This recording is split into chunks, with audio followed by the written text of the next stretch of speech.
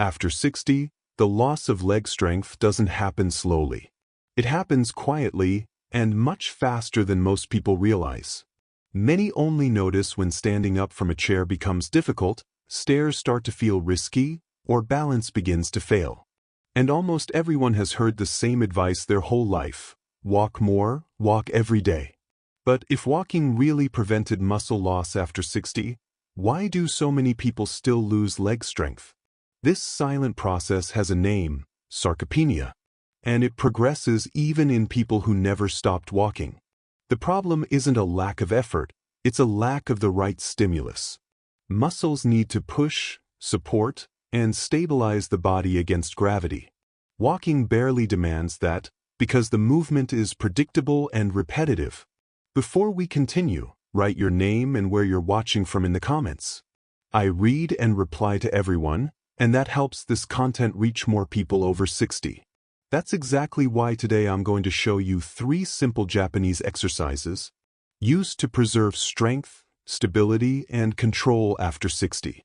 When practiced correctly, they can transform how your legs respond in just 21 days. Exercise 3. Seated leg extension, targeted strength. Why does something as simple as straightening the leg become so difficult after 60? Because one of the first muscles to weaken is the quadriceps. It's the main muscle responsible for stabilizing the knee and helping you stand up. Walking barely activates this muscle effectively. That's why many people walk every day and still feel their legs shake when getting up from a chair.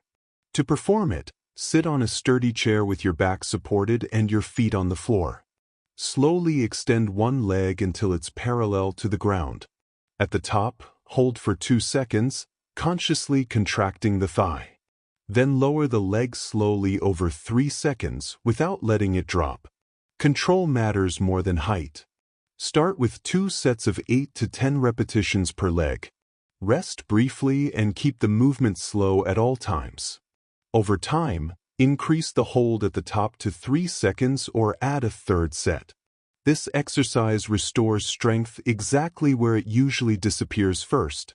But isolated strength isn't enough for independence. Exercise 2. Chair squat, functional strength.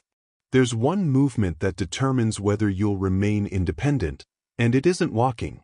It's sitting down and standing up with control. Many people walk for 20 minutes, yet need their hands to get out of a chair. That reveals a clear functional gap. And walking doesn't train this pattern. To perform it, sit on a chair with your feet firmly planted on the floor. Lean your torso slightly forward and push the ground through your heels. Stand up slowly, keeping your body organized. At the top, pause for 1 second, then lower yourself over 3 seconds. Avoid dropping back into the seat. Start with 2 sets of 6 to 10 repetitions. If needed, lightly use your hands for support at first. As you progress, pause for 2 seconds halfway down. This exercise strengthens the legs, hips, and core at the same time. But there's still one exercise that offers the greatest protection against falls. Exercise 1. Single leg stance. The ability to stand on one leg is one of the strongest predictors of falls after 60. And almost no one trains it deliberately. Walking doesn't prepare the body for this challenge. Most falls happen when shifting weight sideways, not while walking straight ahead. To perform it, stand next to a chair or a stable counter. Lightly rest one hand and shift your weight onto one leg. Lift the other foot a few centimeters off the ground. Keep your torso upright and your breathing calm. Hold the position for 10 to 20 seconds. Do 2 to 3 repetitions per leg. Over time, reduce hand support or increase the hold to 30 seconds. Never rush, control is the stimulus. This exercise improves reaction, stability, and confidence while walking. And when these 3 exercises come together, something changes in the body. You don't need long workouts or exhausting sessions to see results. What matters after 60 is consistency, not intensity. Just a few minutes, repeated several times a week, teach the body to respond better. The focus should be on control of movement, not speed or fatigue. That's how strength and balance improve safely.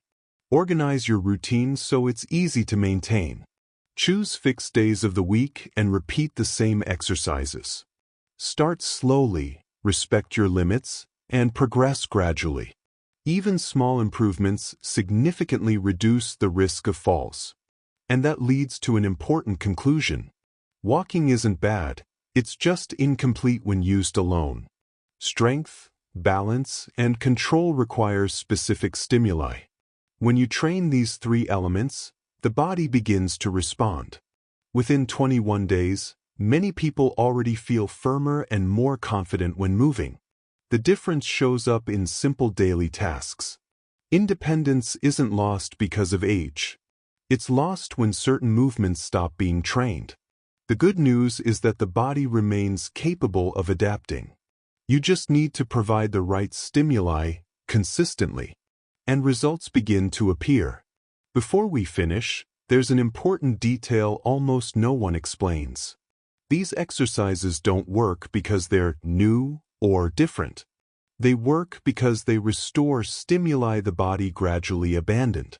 That's exactly what's missing when a routine consists only of walking. And that's why the response is often so fast. In the first few days, it's common to feel the muscles wake up. Mild fatigue, a sense of activation, or small wobbles are part of the process. This isn't a mistake. It's the nervous system relearning how to organize movement. The key is to respect your pace, maintain control, and avoid sharp pain. Comfort and safety always come before intensity. Over 21 days, progression should be simple and gradual. Week 1. Total focus on correct execution and control. Week 2. Slightly longer pauses and greater body awareness. Week 3. More stability, less support, and more confident movement. It's not about doing more, it's about doing better. Some common mistakes delay results. Moving too fast in the belief that speed accelerates progress, holding your breath during exercises, ignoring body alignment, or trying to advance before the movement is truly stable. Remember, after 60, the body responds better to precision than to haste. Each well-executed repetition teaches the brain something new. Each second of balance strengthens reflexes that protect against falls. Each session builds confidence for the next day. That's how autonomy is maintained over the years.